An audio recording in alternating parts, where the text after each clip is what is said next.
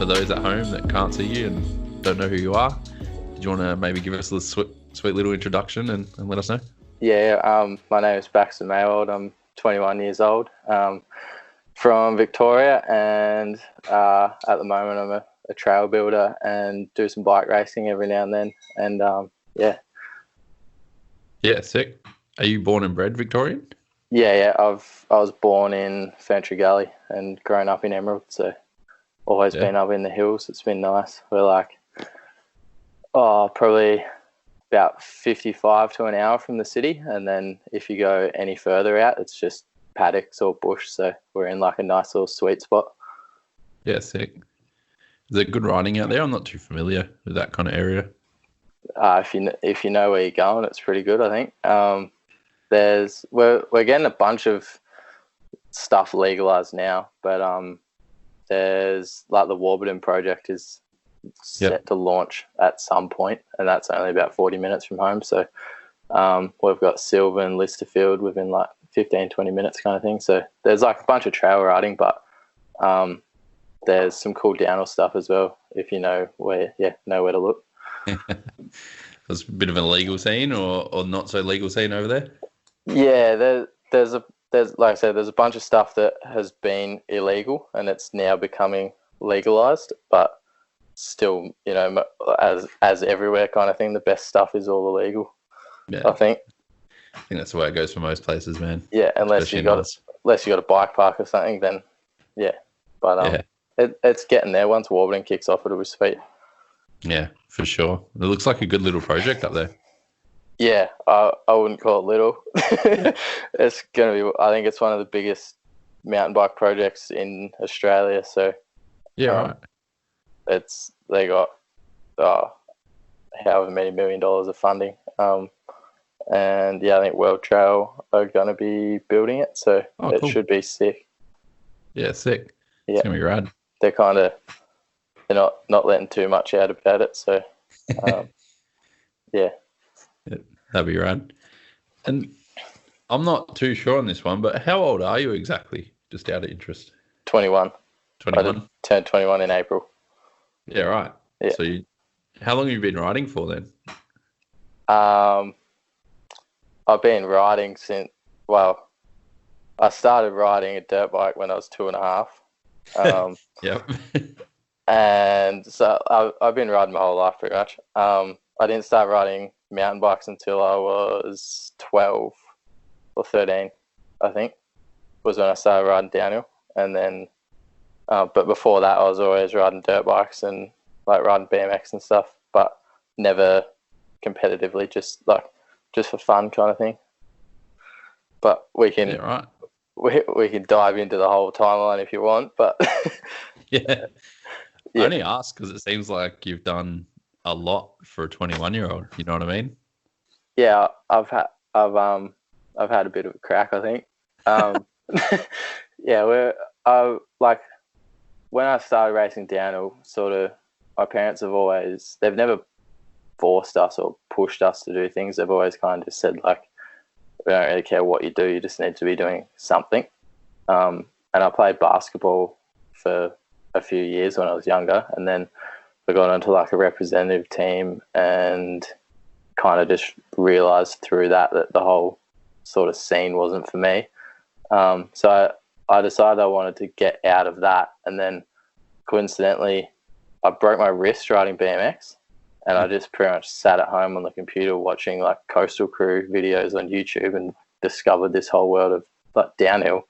Well, this is the sickest thing ever. So I asked Dad if I could get into that after quitting basketball, and he was kind of like, I don't know. And he'd kind of like ridden a bit of cross country, so I'd done a little bit of that with him, and then we went to the Yuyangs, I think, on like a 24-inch Apollo hardtail, and I had like the best day ever.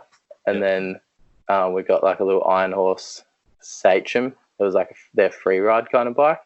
That was my first downhill bike, and we went to a Fat Tire Flyers event. I think it was actually the end of season presentation day in Long Gully out in Healesville, and that was my first like proper introduction to it kind of thing. And I was hooked from there. I was like, this is sick. Yeah, it's easy to get hooked. Yeah. What kind of detracted you from basketball and then attracted you to mountain bike, you reckon? I just didn't we were traveling because once I made it to a representative team, we were traveling an hour, 2 hours to a game, and just the whole clickiness of the whole sport kind of thing. All the parents are all going to each other's house on the weekends for a barbecue, but if you didn't go, then or if you weren't mates with the coach enough, you'd get no court time, and there's just parents yelling at their kids from the sideline, and if you lose, you could have played the best game of your life and still lose, which never really sat right with me, I don't think. Whereas mountain biking is, if you don't do good, it's on you. Yeah. So, and through riding BMX and riding dirt bikes, downhill was just the perfect mix of the two of them, I suppose. For sure. So that's not a selfish thing, is it? It's more you want to do your best and you want that to be kind of represented, right? Yeah, that's it. I think playing team sports taught me a lot. It helped me for when I was on a race team later on. But I just like being responsible for my own actions, I suppose. So you delved into racing pretty deep after that kind of come and try day or that presentations day? So that was I think that for some reason maybe they had their maybe they had their presentation day at the start of the season, for the season before or something like that. Yeah. Because I remember starting racing pretty soon after. I started with they were Alpine Gravity downhill series. I think they only ran the series for 2 years. My first race was one of those up in Mount Beauty, I think. And Dad and I walked the track and we were just looking at it holy shit, this is the most hectic thing I've ever seen in my life. And Dad said to me, well after, he was surprised I even rode down the track. But I raced there, and I think I'd ridden my downhill bike 3 times before that at the we took it back to the Yangs, and then I rode Narberthong and somewhere else, I can't remember. So I'd ridden my downhill and the Long Gully day. So I'd ridden my downhill bike 3 times and then went to a race. We were kind of I guess this is what you do. And rocked up and had no idea what was going to happen or how it was going to go. I think I got second, and first place was Darcy Coots, and he beat me by 35 seconds. Yep. But I was sick, I got second. This is cool as. So I went to another one, and Darcy wasn't there, and I think I ended up winning.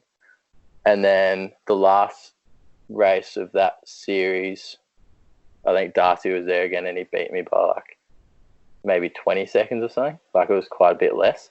I was sort of this is pretty fun. I'm kind of good at this. So next, as soon as the season started, we did the full BDHS, which is a Vic series, and just all the racing we could for a couple of years. And then after one season, or halfway through the season, Dad and I took Mum to a race because we were trying to convince her that I needed a proper downhill bike, and she couldn't see what the difference was. So we took her to a race at King Lake, which is a pretty tame track. And within the first hour she was there, she saw someone crash in the rock garden and break both of their wrists. Yep. And she was sort of oh, yep. If he needs a new bike, then no worries. So I went to Yarra Valley Cycles, and they hooked us up on a deal. Maybe it was a Christmas deal or something on a Norco Aurum. First, I think it was the first of the 27.5 ones, or the last of the 26-inch ones. Yeah. Okay. Yeah. I rode that for the rest of the season, and then that season at Mount Borbor. Actually, there's a whole bit I missed in there. Right. Well, yeah, that season in Mount Borbor, I ended up beating Darcy by 0.001 of a second. And that kind of sparked our whole rivalry because he was sort of like, who the hell is this kid? We're like 3 months ago, I beat him by 30 seconds. What the hell is going on? Yeah. But yeah, in the midst of all that, we got on to every second Thursday night over summer out at Long Gully, which is where I did my first ride day. They do shuttles. Yeah. And out there I met a bloke called Trent Pirabauer, who he doesn't race anymore, but when I was coming up, he was sort of like at the top of the Vic series. Like he was on the Aussie junior team and stuff like that. And he, in our local area, he was the guy. Yeah. And I remember working up the nerves to ask him to do a run with me and follow me down to see if, see if he could give me some pointers. And we did that one run, and I suppose he saw something. So from then on, he kind of like took me under his wing, and without his help and obviously Dad's help and everything, I don't think that progression would have spiked, as quick as it did. But yeah, so after that first season and already winning one race and sparking that kind of rivalry between me and Darcy and all that, I was just fully hooked. And then at the last round of the season, I think it was, I'd gone to Mount Buller the weekend or a couple of weekends before and tried to race my first national round and crashed in practice and broke like 2 ribs. And then because I was in the points for the Vic series, I was like, I got to race. So I went and just salvaged some points, and then I had a good discussion with Alex Swan from Yarra Valley Cycles, and he was sort of like, next time you've got a minute, come into the shop and let's have a chat. And they took me under their wing onto the YVC team. Pretty much like it felt like it just happened instantly, I suppose. Yeah. And then from then on, it was like it was sweet, just racing as much as I could everywhere we could go. Dad and I were flying to Queensland, driving to wherever the race was for all of the nationals, all the Vic rounds. Just did that for a few years until I got my license, I suppose. Sick.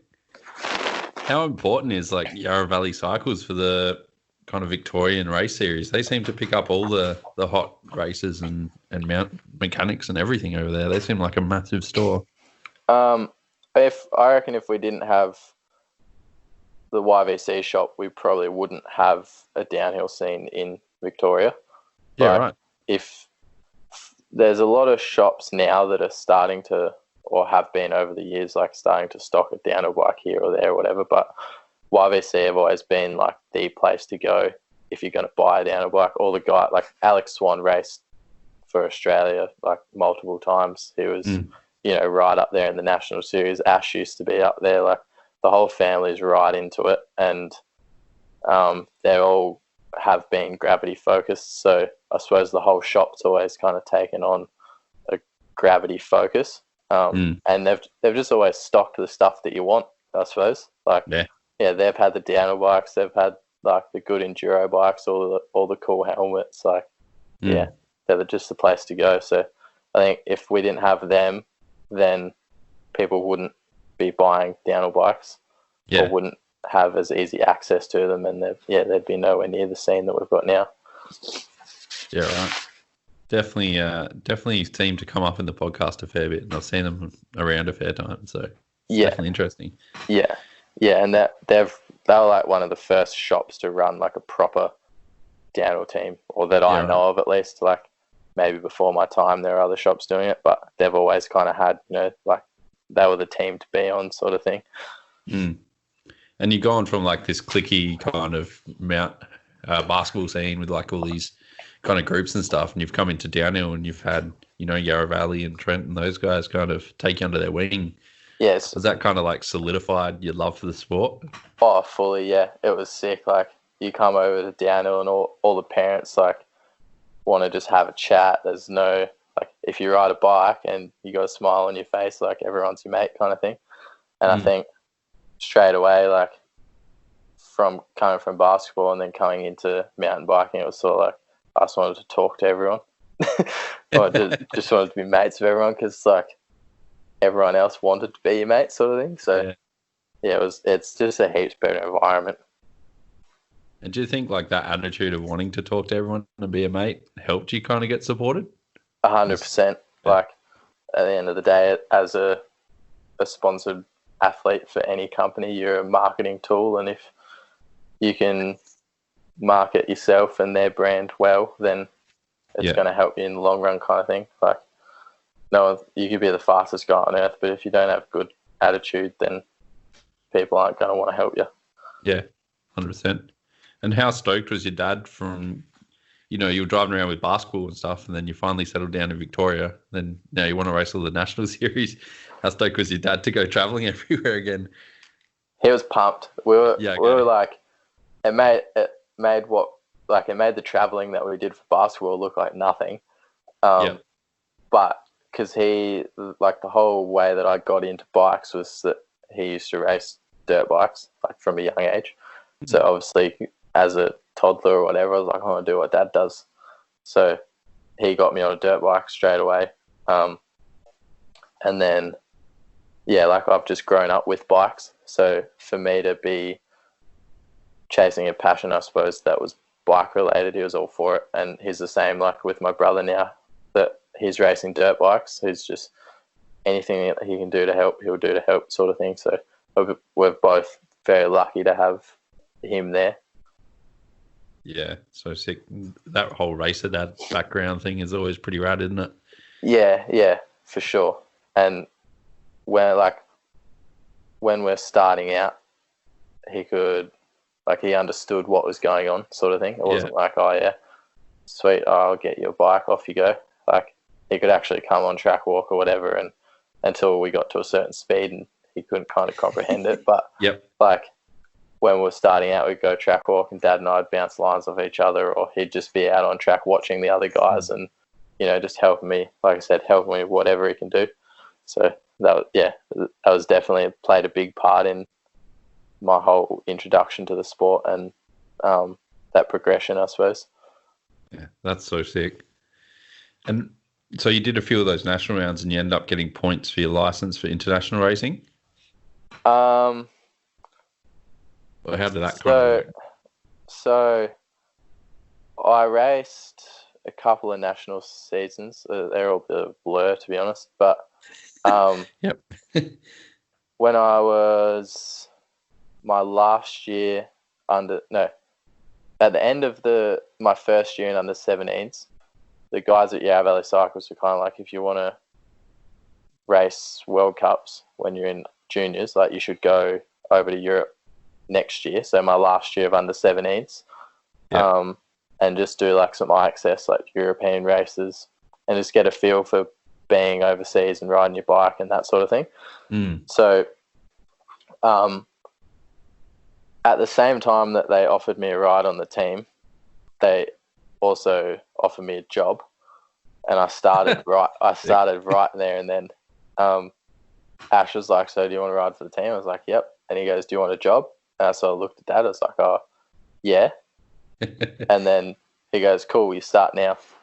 This is at like 3:00 in the afternoon or whatever. So, and sent me out the back. Like, I knew a couple of blokes that worked there. So he was like, go see Taryn, he'll tell you what to do. I'm like, okay. So I worked for them after school and on weekends and school holidays and that, and saved all my pennies so that I could go over to Europe. And obviously Mum and Dad helped a fair bit. And when I was 16, I went to Morzine for 3 months. Was it 3 months? Yeah, 3 months, 9 weeks, by myself, and just stayed in a chalet in Morzine, and then just rode every day. And then I had a few races that I wanted to get to. Schladming IXS was one of them, and then when they used to race Crankworks at Les Deux Alpes, and then Lenzerheide IXS Cup, because I knew that was a World Cup track the next year. And I pretty much just caught a lift with whoever I could find in the bike park, like asking on Facebook Marketplace or Facebook like notice boards and all sorts. Just like kind of hitchhiked my way around to the races, and I borrowed a tent for the Crankworks because I was going to be there for a week, and just slept like behind this hotel in the bushes in the tent for the week. So that like whole experience was insane. Like 3 months of just riding the sickest tracks ever, and just like being a 16-year-old kid on the other side of the world, it was pretty crazy. But it definitely, like, I suppose it matured me and made me grow up pretty quick in ways. For sure. And definitely helped for the next 2 years when I went overseas, tried to go overseas and race all the World Cups. How keen was your mum on that experience, sending you over as a 16-year-old? Did she know you stayed in the tent, or was she keen on all that? Or not at all. She told me that there was not a chance that she was all for supporting our racing, and even though she doesn't like coming to watch, like, she still supports us, and helps us in a lot of other ways, like, I don't know, like making it a little snack pack, or like giving us dinners to take away with the races and all that sort of stuff. But yeah, she didn't like coming to watch. And then when I told her that I wanted to go overseas, she was like, "Well, we can't afford to come with you." I'm like, "That's all right, I'll go by myself." She's like, "No, not a chance." And I pretty much, I suppose I've always been like pretty independent in a way. I was kind of like, well, if I can afford to pay for my flights and accommodation, like, I'm going. Yeah. Like, whether you like it or not. So, and Dad was kind of on the same page, but at the same time, he was like, this will be good. Yeah. But obviously, sending your 16-year-old kid to the other side of the world by himself, maybe not for everyone. But yeah, they ended up letting me go. And Mum was freaking out because on my flight over there, I didn't do anything, but one of my flights got delayed. So instead of flying from here to Abu Dhabi and then Abu Dhabi straight to Geneva, I went from Melbourne to Abu Dhabi, and then from there I flew to London, and then had to get a transfer from terminal to terminal in London, which is like a 15-minute bus ride, and then catch a flight from London to Geneva. Yeah. So straight away when my flight got delayed and stuff, Mum was just at home freaking out. Like, but before I went on that trip, I'd never travelled overseas until the start of that year when we went to Crankworks in Rotorua for the first year it was there. Okay.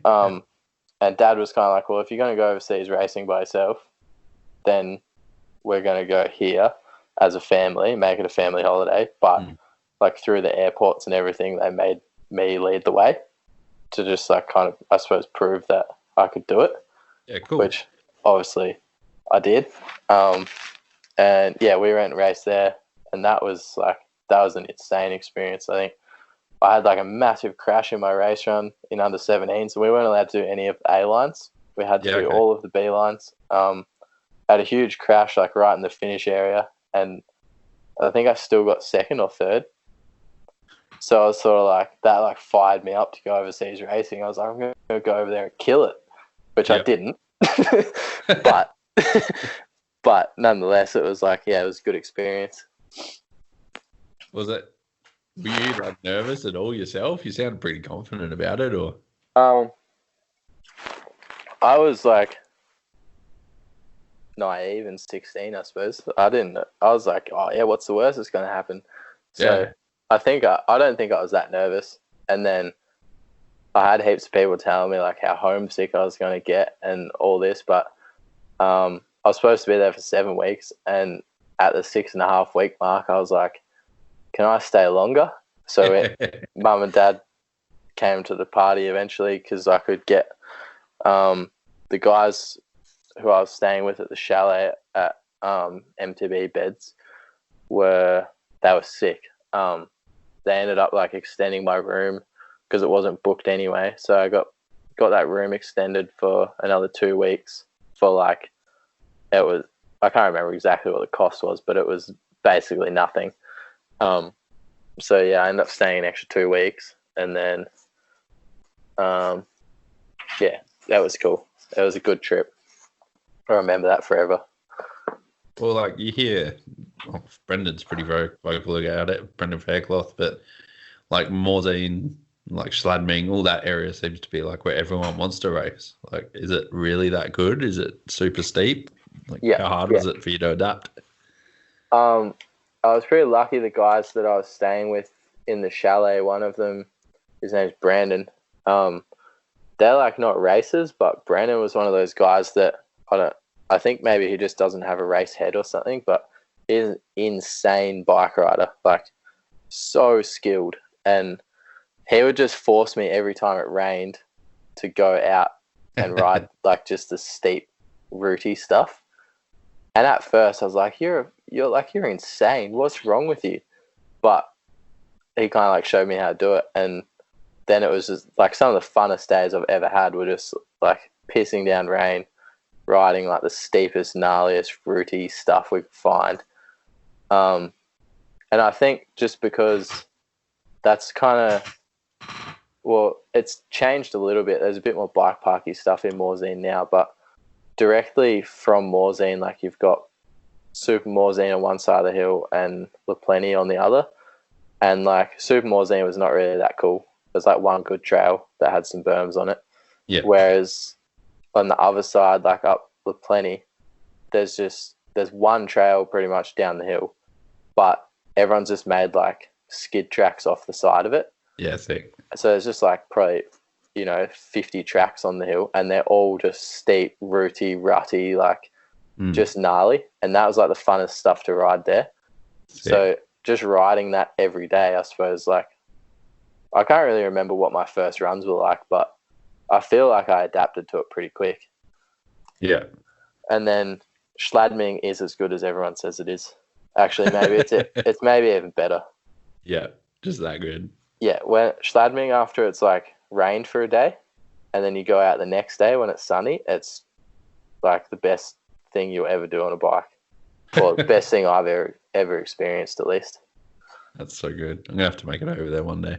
Yeah, for sure. And the town itself is real cool as well. Mm. So where did you kind of go after all that? So you've gone over there at 16, so you still have a couple years left in juniors? Yeah, so I came back, and for like the Australian series, it was my first year in under 19s, so first year as an actual junior. And I raced that whole season.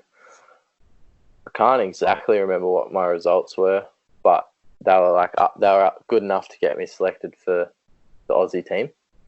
Yeah. And then went to Cairns for the World Cup. I think I'd maybe won like the last national round or something like that. I can't exactly remember, but I was full of confidence. And we did track walk with Mick and Tracy Hanna, because obviously they're from up there. Yeah. They came and did track walk with like the whole Aussie team, and there was a section just after Alien Tree where it started into the motorway, where there was like a double.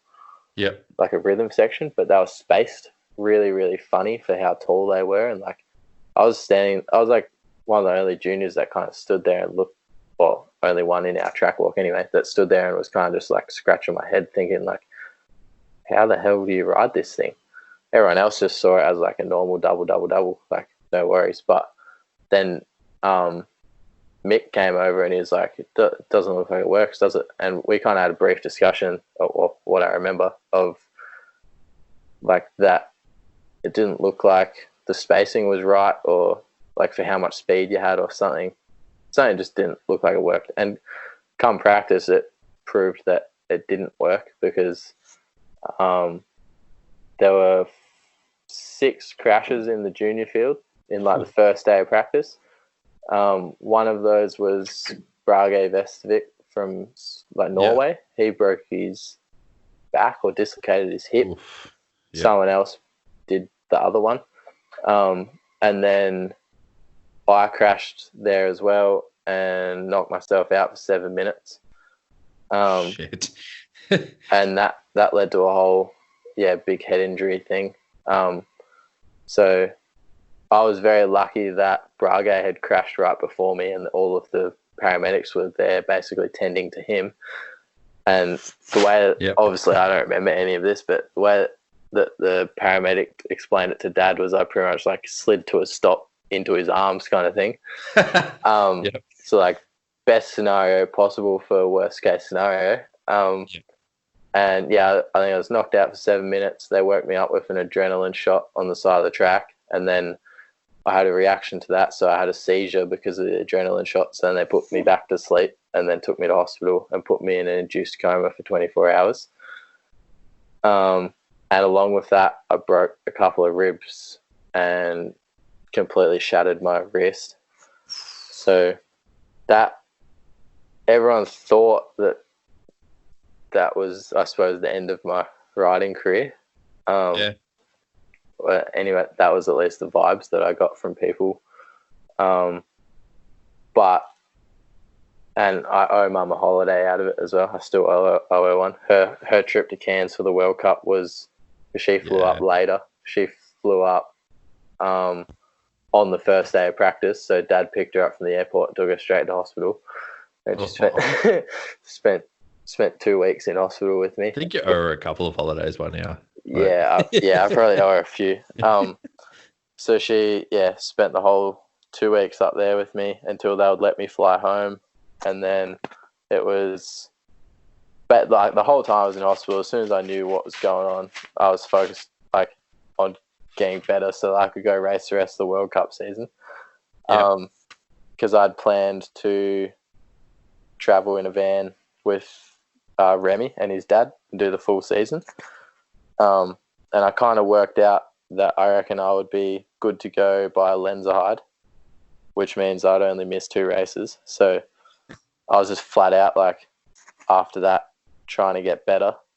And it took me 4 or 6 weeks and they gave me the all clear for my wrist. I could start riding. So I got a plate and screws in there. I still do now. And then it was 8 weeks and they cleared my head to start riding. Yeah, okay. And the night that I got home from hospital when they'd given me the all clear to fully start riding, I booked flights to Europe. Which looking back on the whole situation now, knowing more about head injuries and that, it was all pretty stupid the way that I dealt with it, I think. But at the time, being 16 or 17 or whatever I was, I was like, what do you mean I can't go racing? I'm going to go racing. So I had all this money saved because I'd started working for Dirt Art as a trail builder in that time. Yeah, cool. So I was actually earning decent money, better than bike shop wage at least. And so I flew over, raced the remainder of the season, which was 4 rounds and world champs. Went to Whistler for my first time. I kind of don't remember much of it because I suppose it was after a head injury. I don't know why, but it kind of just is a bit of a blur the whole trip. But I didn't go over there to prove a point that I was still fast. I just went over there for myself to get it out the way that I could still race. I didn't do amazing anywhere. I qualified at every race I went to, so for me that was I was happy with that. And then I pretty much came home from that trip and just got stuck into training so that come national series I could be back on. So you mentioned Remy, and everyone, I think most people have listened to his podcast and his thing that he did with Matt McDuff. Yeah. And that's a good listen if you haven't listened to it. Yeah, it's sick. And I've heard it from other guys that have been induced comas and things like that. But when you were under, did you have any of those wild like dreams and stuff, or Nah. was it a So super weird experience? Or no, to me, it's like the whole situation. I basically don't remember, and I pretty much don't remember anything for like. I vaguely pieced together that morning before I crashed, but I've never been able to work out whether that's actual memory or I've just figured it out from like the other bits that I do remember. And then I remember like very, very, very random pieces of being in hospital. But again, I'm not sure whether that's because of what people have told me happened and then like my brain's just created a memory kind of thing, or whether I actually remember it. But yeah, the whole month or the whole 8 weeks basically is sort of just kind of like a blur. It seems like a bit of a dream kind of thing. Like, but no, I didn't have anything. Like I was listening to Remy's podcast and I was like, holy shit, I'm glad that I didn't get any of that kind of stuff. Mine was like, yeah, in comparison to his story, mine was like pretty boring, but I think I came out of it like best case scenario for what happened, I guess. Were you at any point like this could be the end of my racing? Like that's gnarly, like screws, KO, all that type of thing. Not really. I like when I went overseas and raced like the rest of that World Cup season, I was like, for a start, nobody even expected me to go and race that year. No one expected me to even be at the like, you know, they just thought he's done at least for the year, if not forever.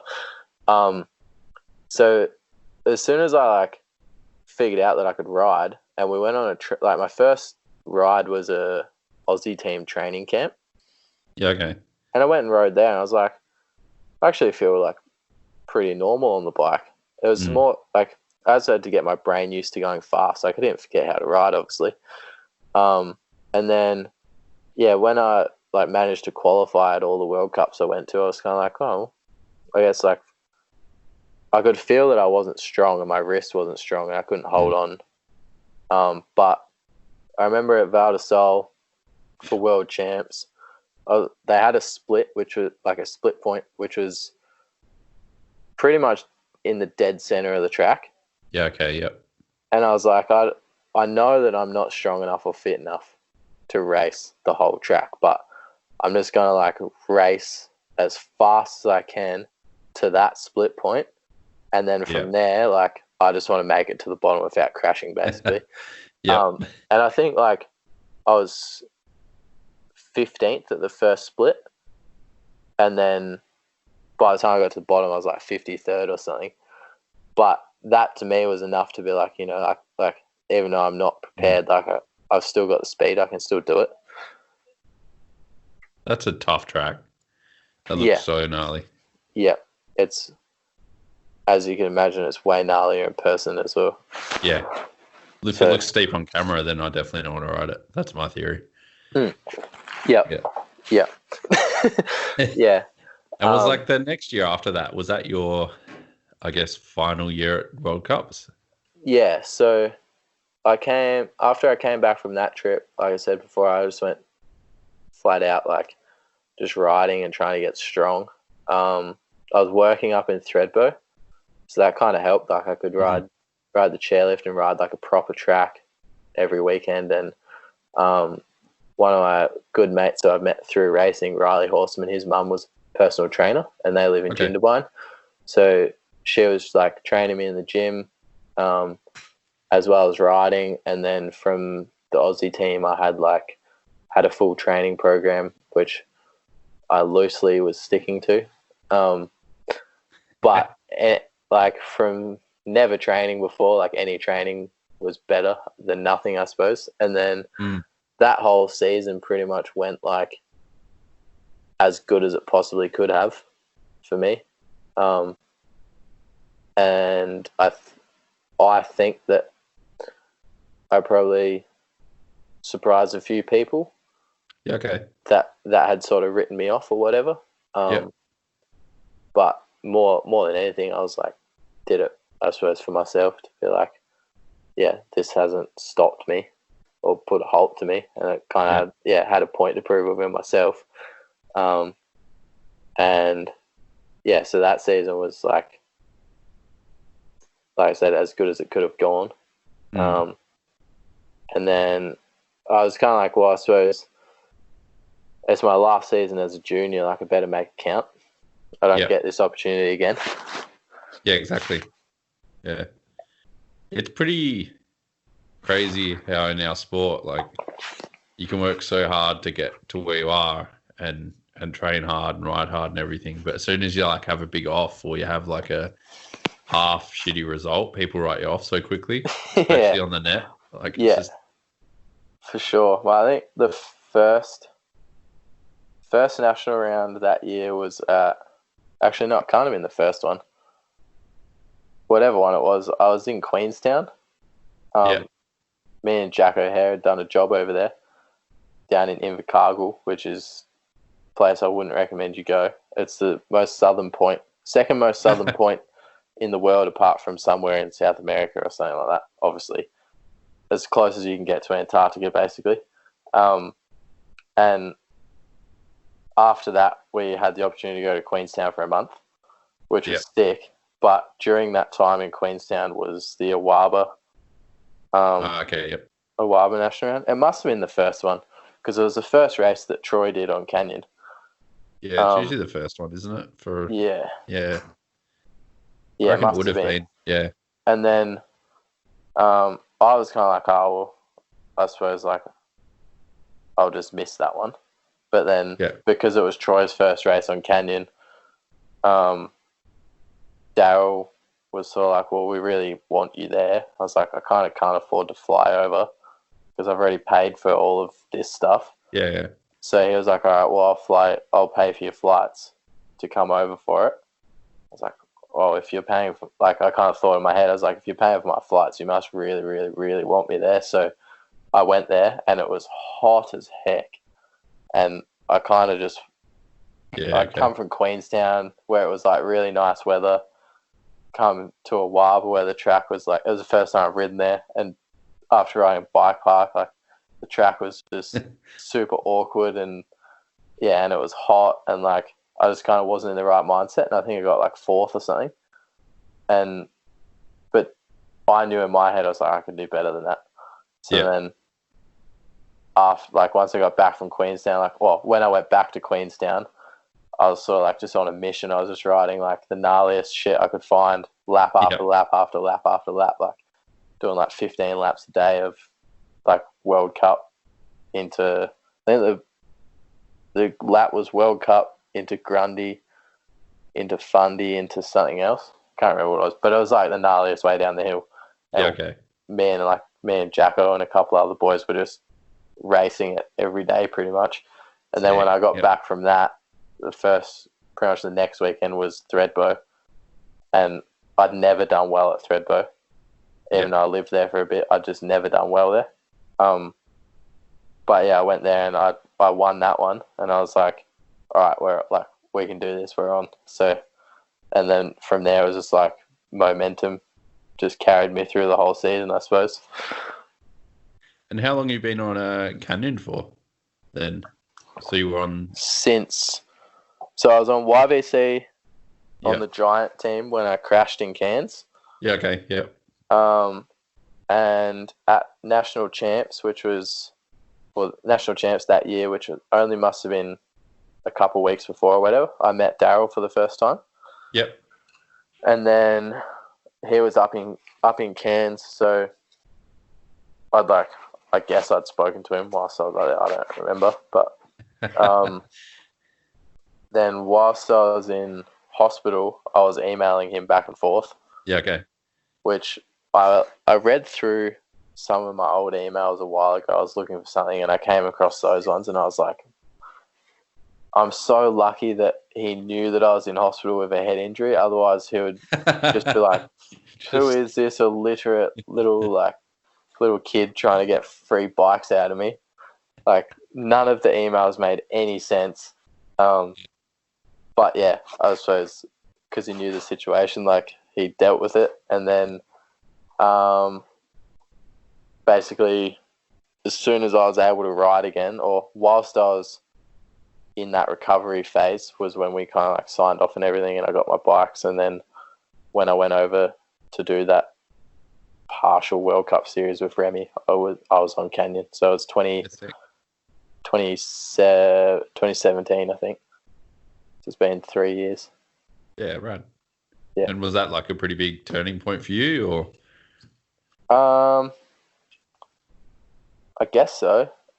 I think Yarra Or was Valley. it nothing like Yarra with Valley always sponsorship knew and that. stuff? Sorry, go ahead. So it was like sponsorship and stuff, not really your goal. It was mainly just to do as best as you can. Yeah, sponsorship's never been a goal. It's just like I said, if you got a good attitude, which I think I do most of the time, people and you're friendly, people will want to help you, I suppose. And I think like just doing the best that I can and having fun and whatnot has like led to a lot of opportunities. And with like, there's no doubt about it. Without the help of Yarra Valley and the help of Canyon, like in those sort of earlier years, like there's not a chance I would have been able to race as much as I did. Dad helped me as much as he could financially, but like I would have raced the same bike for 3 years, kind of thing. Yeah. Or not gone to as many races. So it was lucky that I fell into a lot of sponsorship. But yeah, it was never the goal. The goal was just to have as much fun as I could. And it all sort of worked out, I suppose. That always seems to be the way to go, doesn't it? From what I've heard. Yeah. I've had kids message me on Instagram or whatever over the years being like, I'm 13 or however old and I'm looking to get sponsored. Like, do you have any tips? And I usually just message them back and be like, the number one tip is don't make that your goal. Like, go out, have fun, like progress your skills, talk to everyone, be friendly, have a good attitude, and if you get some good results, sweet. And then sponsorship will sort of like fall into place, like doors will open. So if you go out there with that being your goal, I'm not sure how that'll go for you. Yeah. I don't think it works out ever. No, you might get like some kind of crappy sponsors that take advantage of you, but give you a set of gloves or a set of grips or something like once, and then expect you to plug them all the time. But I think if you got a good attitude and you're just out there for the right reasons, like the right people will take interest in you. For sure. Sorry, man. Are you on a beanbag or something? Me? Yeah. Nah. Yeah. Am I making weird noises? Yeah, it's like some scratchy sound somewhere. Oh, it's probably my my microphone rubbing on my jumper. Yeah, it might be. That's all right. It's only when you're like lied down. That's weird. Yeah, I'll try and fix it for you. I'll chop it out. It's been fine for the rest of it. So. Oh, sweet. What was I going to ask? Where do you think like your dedication to do well and to do all that type of like you just seem super dedicated. Like you injure yourself, you go and train. Like you're not doing well at something, you go and work hard at it. Where do you think that? Like it shows in your building as well, man. Like where's that dedication for excellence come from? To be completely honest, I've never thought that I'm the most dedicated person out there. Like there's definitely a lot of dudes that I know that train way harder than me and put in a lot more effort. I think I was kind of blessed with a bit of natural talent, but they say that the less natural talent you have, the harder you work. Yep. And usually those guys prevail. But with everything like through school, I've always been like a perfectionist. Yep. So I suppose maybe that's where some of it comes from. Especially, like, definitely with trail building, it's where it comes from. Like, I like things to look the exact way that I want them to look, kind of thing. And if they don't, it'll bug me forever until I fix it. But yeah, I don't know. I suppose I just knew that if I worked hard enough at it, like, it'd pay off, and it has. Yeah, for sure. So, like, you did that season with Remy and stuff. That was your last season, right? And then you kind of, you said to me at Bright, like, you didn't stop racing, but, like, you kind of transitioned into that media, kind of do your own thing kind of rider. I wouldn't say, like, 50-1 or Gibby or anything, but, like, you kind of transitioned out of racing and into a more your own style of rider. What was like the catalyst? Why did you end up going down that path? I thought you might ask me about this. So I guess right from, like, if you take it back to the start, like, the thing that got me interested in downhill right from the get-go was, like, watching Coastal Crew videos. It was I didn't get interested in the sport from day dot by racing. So until I actually thought about it, that's probably played somewhat of a part. But the main reason was that I just wasn't having fun. So I had that great season, like my last year as a junior, like the national series went perfect.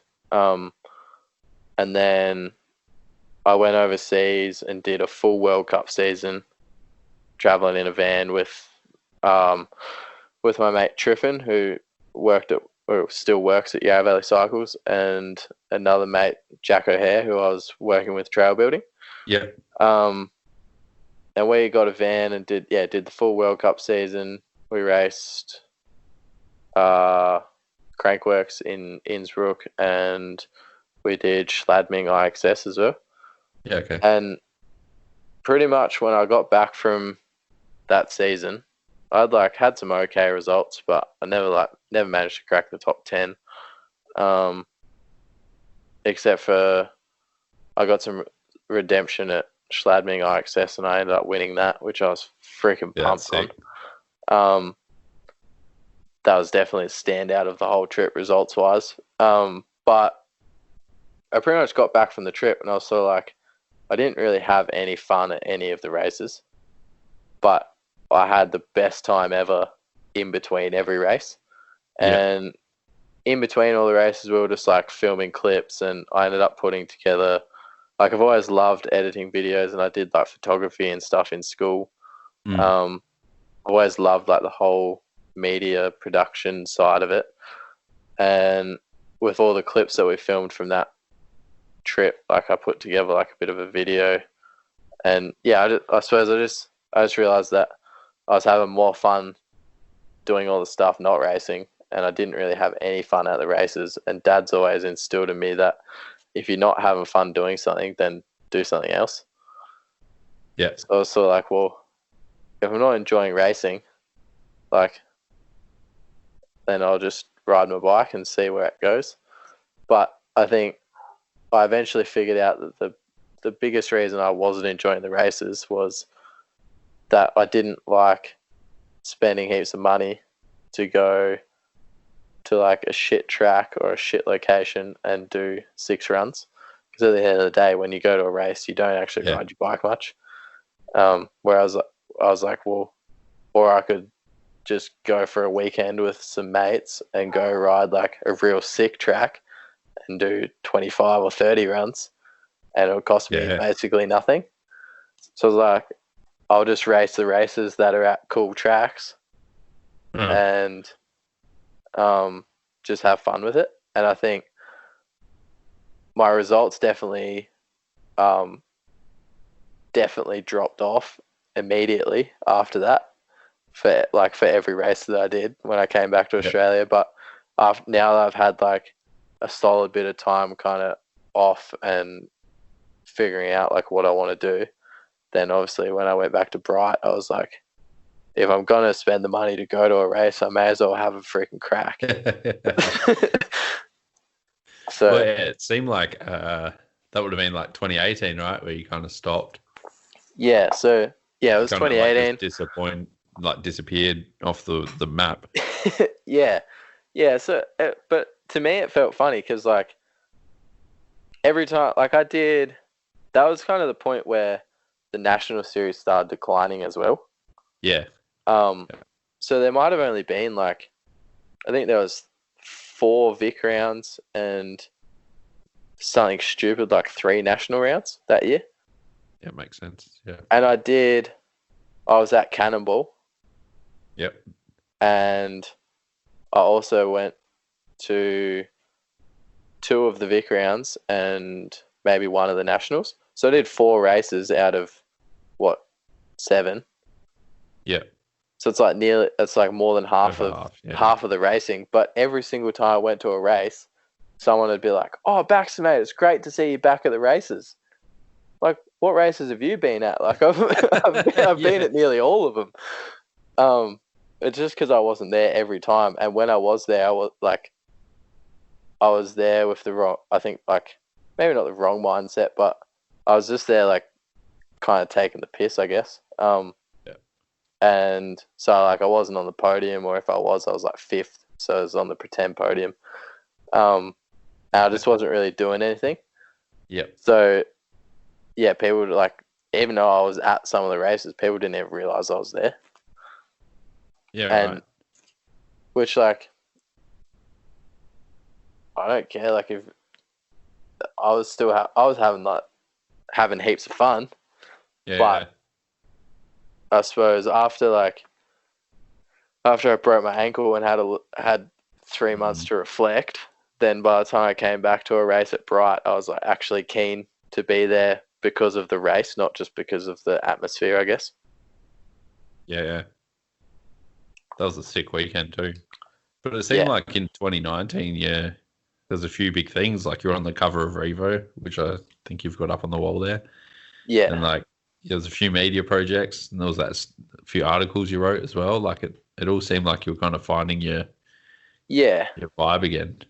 Yeah. So the last when we went to Europe in 2018, I met photographer from the UK, Samantha Dugan, who her partner coincidentally is actually the team manager for FMD Racing now.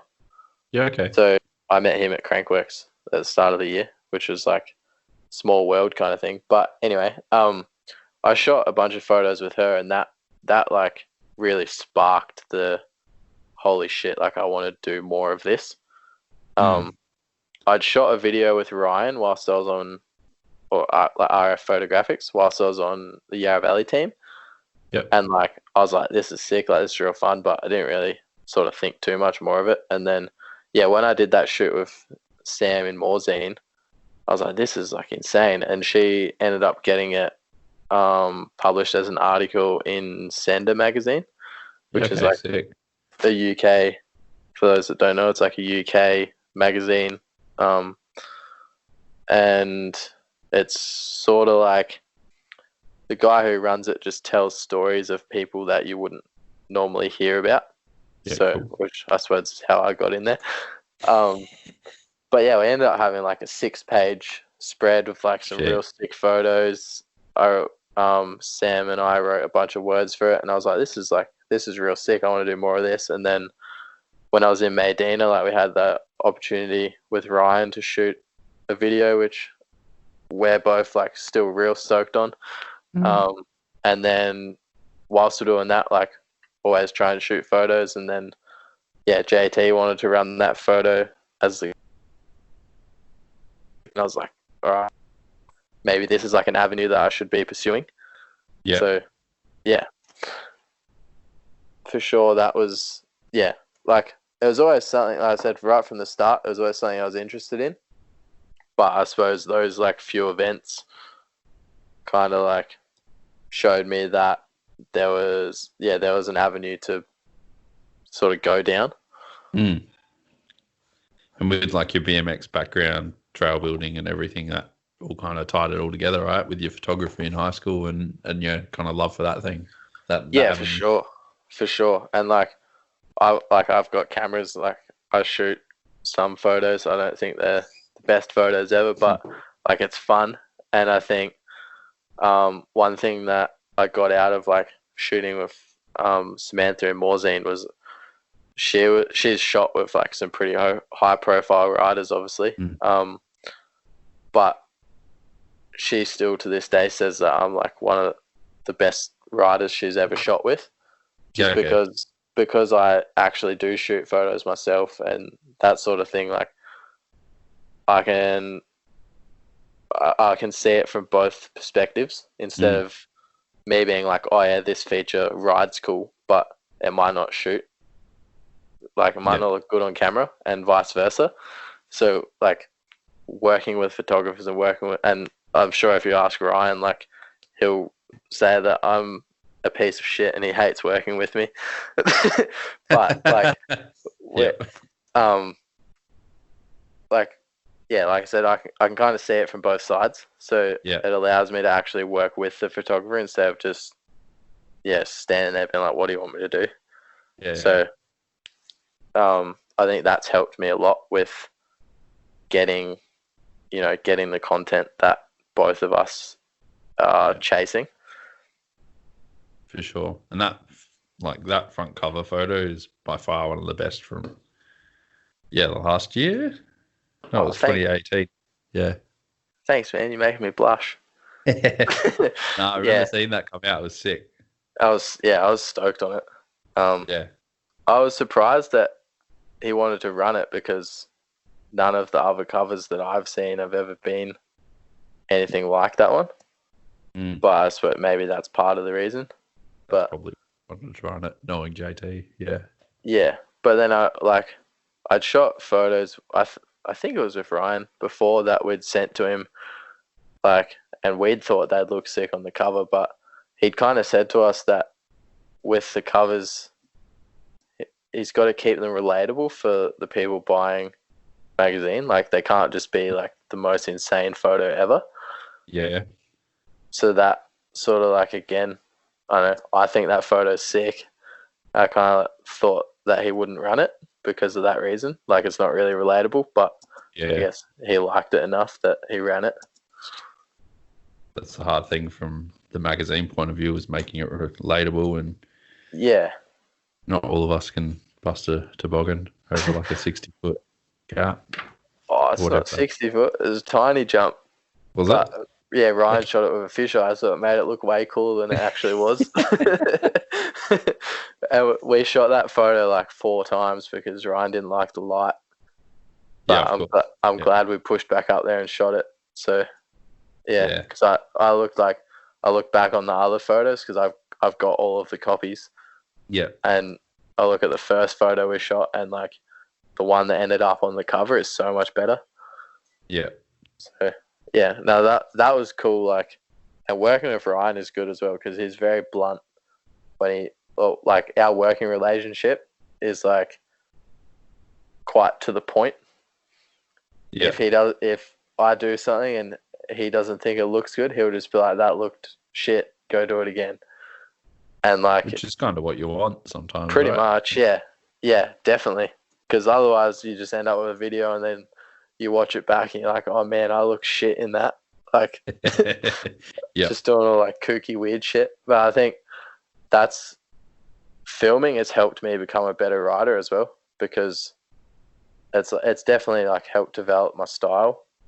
Because I've been able to watch clips back and be like, "Oh wow, what the hell am I doing? That looks retarded," and then like figure out what to do different so that it looks nice. I think that's again like that perfectionist kind of thing coming out. I think it's like a very underrated aspect of and training tool of riding is like filming yourself, and sometimes just seeing how shit you look on a bike.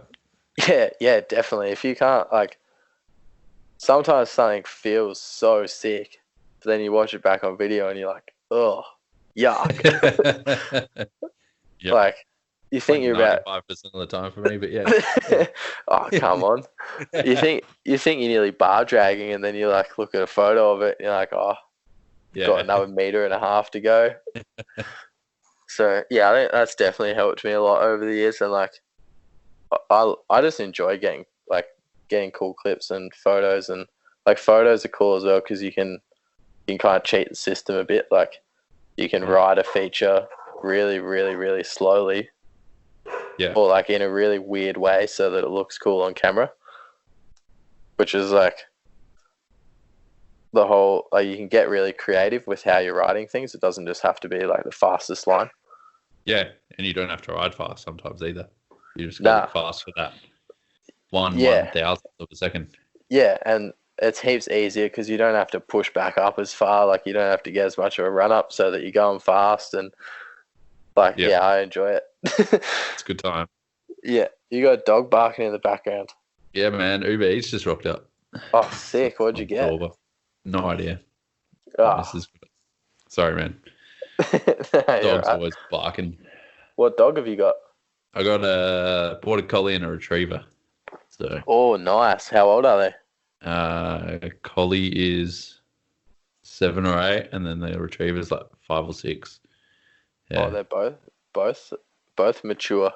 Yeah, it's like opposite ends of the spectrum. Hey, it's like the most hyper dog you can possibly have, and then the most laziest, like dumb dog you can possibly have. So. Yeah, we used to have growing up, I always had a Labrador, and we also had a Rottweiler. So that's sort of similar. Like, just wants to eat, and one wants to play. How old's your dog now? You take him everywhere. Nala. Her. Thought so, yeah. Yeah. She comes with me everywhere. She comes with me to work. Everywhere she's allowed to.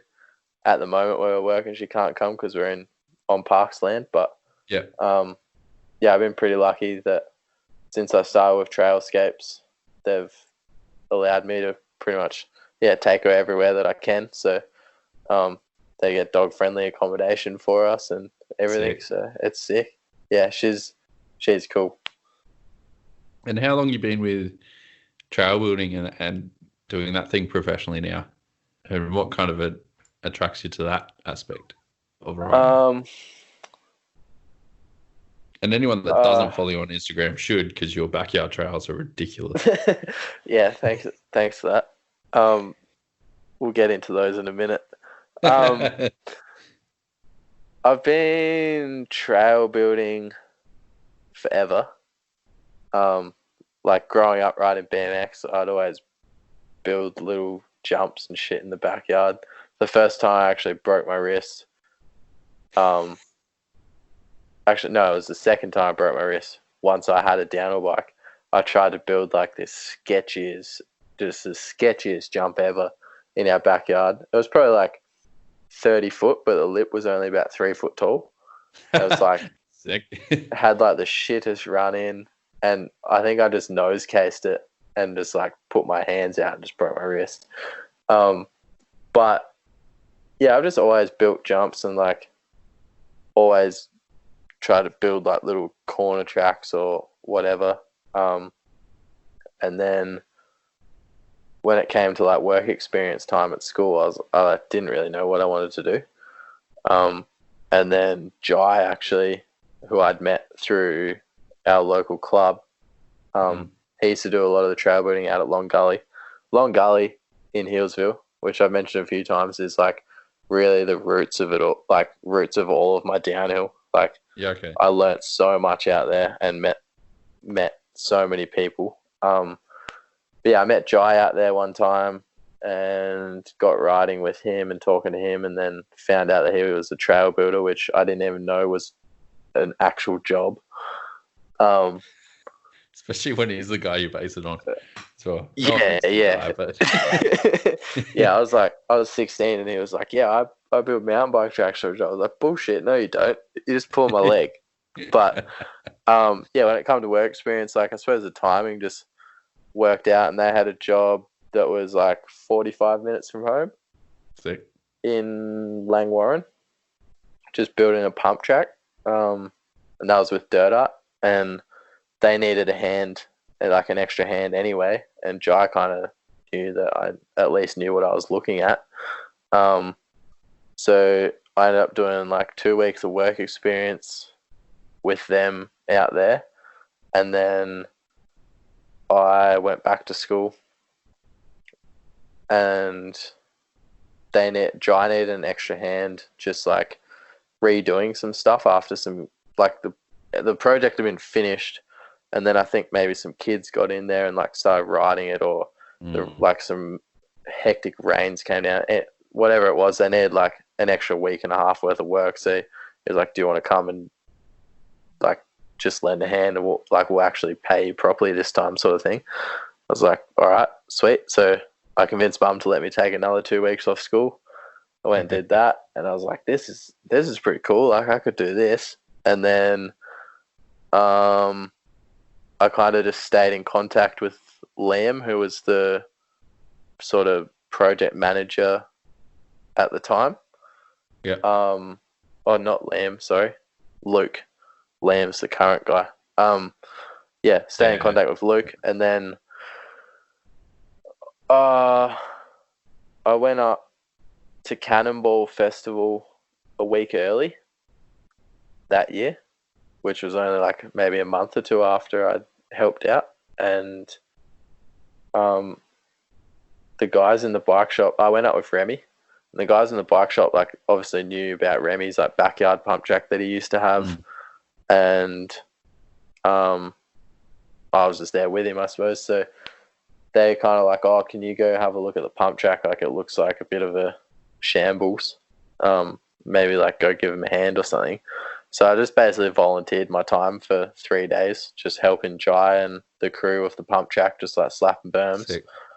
And then I think that was kind of like what made Luke and all of that realize that, one, I kind of had a bit of an idea of what I was doing, and I was, more than anything, I was just really, really keen. So by the time the Threadbow national round came around, they'd offered me a job, and I just basically went up there for the national round and then stayed on and just worked up in Threadbow for the rest of the summer, and that was that. And then ended up like back in Threadbow for a summer. Obviously did all of the Medina stuff, and then I wanted to come back home because I was kind of sick of traveling all the time, which is how the trails in the yard got started. And worked like a normal civil job. Yeah. And then that made me realize how good trail building was and how shit normal work was.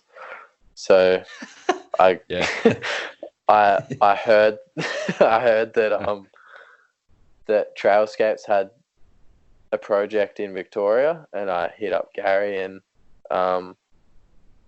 basically he was like, "Yeah, we've got a bunch of work like here, there, and whatnot." So I worked for them, and I still am now. So, and we're just down in Red Hill at the moment, so it's like kind of had like a bunch of projects that have been pretty close to home, which has been good. Sick. And since kind of going into lockdown after, pretty much straight after Bright, hey, everything kind of hit the fan. You've been, did you get in quarantine? No, you wouldn't have, because you didn't travel interstate. No. So it wouldn't have been any different. But you kind of went into like your own kind of lockdown at the house. Is that? Started building your own stuff more? So last winter when I moved back, I moved back from Tassie, and me and my ex-girlfriend, we were living in a house like just not far from my parents' place. And I was like, well, what am I going to do like over winter? Because I wasn't going to go overseas, and that's what I'd done for the last 3 winters. So I was like, well, like I'd had a set of dirt jumps when I was like 12 or 13, like down the road. And I always loved like the whole trails scene and like the BMX scene. I was like, well, now's the perfect opportunity to build. Like I've had this set of trails in my parents' yard, like mapped out in my head for I reckon like 6 years, but just never had the opportunity to do it. So I was like, well, now's the perfect time. So that must have been winter 2000. winter last year. So start of winter, I hired an excavator and kind of just like moved like the bulk piles of dirt around, and then spent all winter like hand shaping and stacking and getting it all ready to go. And then I never rode any of it, and then I broke my ankle. Yep. Right at the start of last summer.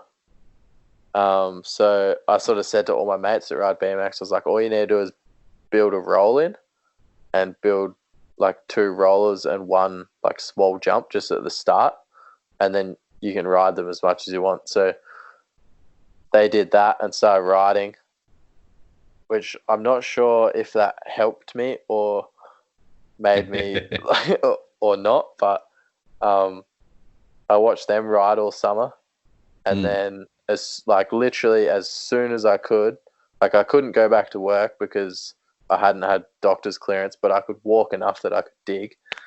So I was like out at the trails, just like, because I'd been watching my mates ride them. I was like, oh, that lip looks funny, or they said this jump ride's a bit weird. So I was like straight out there every day, like had nothing else to do. So I was just digging.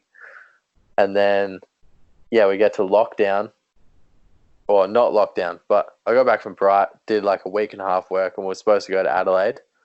Yeah. And then this whole COVID-19 thing hit, so we couldn't travel interstate. Like literally the day we were supposed to go was the day that they closed the borders. Yeah. Yep. So I was like, well, I have like nothing to do at the moment because Gary and that were trying to basically fast track the Red Hill project so that we could start that straight away, which they did the best that they could, and we're back at work now, but I've still had like a month off. And that whole month I was like, well, I've been sitting here with like a bit of a busted ankle, and now I've like actually ridden my trails, so I know what I think needs to be changed or what needs to be improved or whatnot. And like I'd had a 5-ton excavator in that time to like bulk out like the bigger set. Yep. So I was like, well, perfect. So I just like, just got digging. And I was like, I've got the time now to like build everything like pretty much exactly how I want it to look and how I want it to feel. And just being out there pretty much sun up to sundown every day for the last month, just going at it. So good. Seeing that like that right-hander hip quarter thing that you got built as well, that thing looks ridiculous. I've hit some pretty big jumps before, and that's like by far the scariest jump I've ever hit. One of my friends started building like a dirt quarter pipe. He lives out in Sunbury. And then I've also seen videos of them like on old BMX DVDs or whatever. Yeah. Ryan Lloyd actually has one out your way somewhere that was in a DVD a while ago. That was like pretty heavy inspiration. But I was like walking around. We live next to a golf course which has been disused for about 4 years. Okay. So that's been like my brother's moto training ground. Like all of the local kids have like built jumps and shit all over it. Like I've got like that's where all my turn tracks and shit are. I just started walking around there, taking Nala for a walk, and spotted like this hectic gully. I was like, oh yeah, you could probably build a quarter pipe in there. And I sort of thought that it would be a pretty quick job to just like scrape the grass off each side and like shape a lip, and that'll be that. But it turns out the whole embankment is dirty fill from a house site. So it's all like bricks and stumps and like concrete, and I found a microwave in there, like just all sorts of just random shit. So it turned into this massive job just to like get something rideable. So I was like, well, if it's going to be this big of a job, I may as well just make the thing huge, or like as big as I could. And then I think what made it so scary was that I'd never ridden anything like it. I'd never built anything like it. I'd never seen anything like it in person. And then me and my mate Harrison were like, oh, sort of like, you know, who's going to go first? who's going to find out? Like, I couldn't, normally when I build a jump, I can like envision how it's going to ride. But this thing, I just had no idea. I didn't even know if I had the skill to ride it. But yeah, once we kind of got it worked out, it's probably one of the funnest jumps I've ever built. It looks so good, and it does look like Lloydie's kind of, yeah. This thing's a whole different ball game. That thing's silly. Yeah, I set out to build like a dirt quarter pipe, but just the way that the hill kind of wrapped around, like it ended up being more of a hip, but it's probably like 130-degree hip kind of thing. Yeah. So when you ride it, it feels like you're doing it, like feels like airing a quarter pipe, but you're not. Looks so sick. I can't wait to see what comes out of that. It's gonna be rad. Yeah, we've got to just fix, because it's in a gully. The lip is just like so soft. Yeah. So I think I gotta try and figure out something to do to make that like real hard. I think it's just going to be a case of just waiting until summer. For sure. It never actually got any sun on it, so it didn't dry out properly. But yeah, see what happens. Sick, man. We might start wrapping things up. Getting on to an hour and a half now. Probably. Yeah, I was going to say we've been going for ages. I've always got the last three questions I like to ask, and you probably know that. But yeah, what advice would you give to kids who are racing or riding at the moment? You've already mentioned sponsorship, but how would you go about racing, and also how to avoid getting maybe mentally drained or like getting down on bikes because of racing? Yeah, I would say like the biggest thing is ride everything. So one of the biggest things that I felt that like burnt me out from racing downhill was only riding downhill. Whereas now I'm riding my BMX bike heaps, I'm riding my dirt bike heaps. Obviously when you're riding downhill, like for training, you go on trail rides or cross country rides or whatever. But like, I just ride my trail bike heaps just for the sake of it. Or I don't have a downhill bike at the moment, but when I do, I'll ride that. Just ride everything and just keep it fun. And that way, like everything, all of the skills cross over anyway. Like if you're riding BMX, it helps you heaps with your timing. If you're riding your trail bike, obviously there's like fitness. Dirt bikes help with cornering. Like all of the skills cross over. So just like ride everything, keep it fun, and like put your mind to it and build your skills. But don't focus too heavily on anything until you get to that age where it actually counts. Like maybe your last year as a junior, you're gonna focus 100%, like because that's your year to like make or break a career out of it, kind of thing. But when you're like 15, 16, whatever, just have fun with it. Just ride, have fun. Yeah, for sure. Yeah, just ride. And what would you do differently now, looking back? Is there anything you'd change, or do you feel like you've learnt a fair bit from what you've gone through? I've definitely learned a fair bit. I think I kind of just answered that question. I would have just like continue riding everything.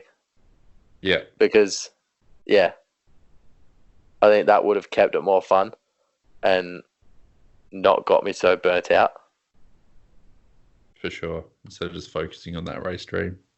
Yeah, I was just sort of like, racing is everything. I've got to be fast on my downhill bike. I don't have time to ride my BMX because I've got to go training. But for me personally, I think I would have been better off if I had have just ridden everything, still like done my training, but sort of made time for all of the other stuff. For sure. It's not going to work for everyone though. Some people are going to be better off if they have like a strict routine and schedule and whatnot. But for me, I just need to have fun with it. And last kind of question that I ask everyone, seems to be the hardest for a fair few people. What music do you listen to kind of get pumped up, or when you're building and you're having a hard day or something? What do you listen to? I've got a playlist called Trails, which I listen to generally when I'm digging at the trails. And that consists of mostly like a lot of stuff that's like pre-2000s, like Aussie Crawl, AC/DC, Pink Floyd, Neil Young.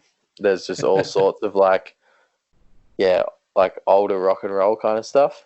I get into a fair bit of like pre-2000s punk, and even earlier, like the Ramones and like all sorts of like older punk stuff, and then a fair bit of like Motorhead and AC/DC.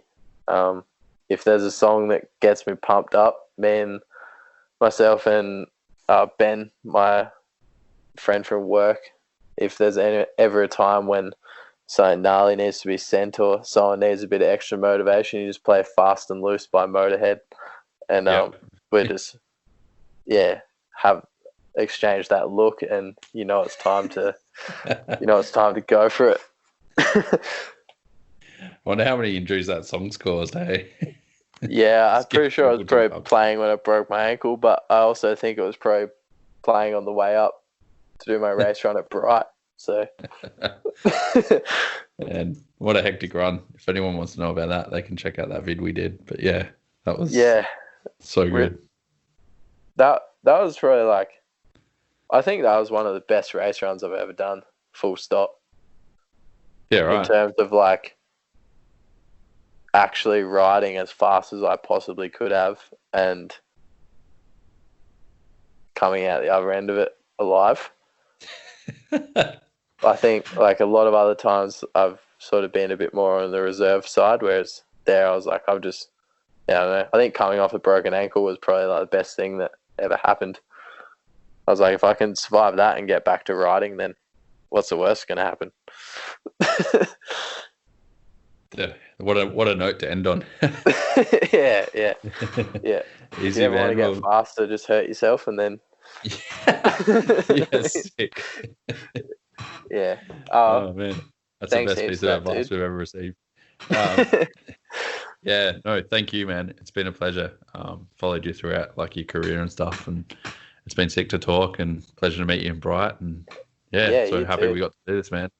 Yeah, for sure. I'll have to interview you one time. It feels like I've just talked about myself for an hour and a half, which is kind of weird. Much to talk about now. I've been interviewed. I had to do it for Revo, and that was one of the worst experiences ever. So yeah, well, I'm going to make it happen. I've just said it live now. I've called it. Easy, man. Well, yeah, thanks so much for coming on. Can't wait to see what happens for the rest of the year, and we'll keep in touch, bud. Yeah, thanks for having me.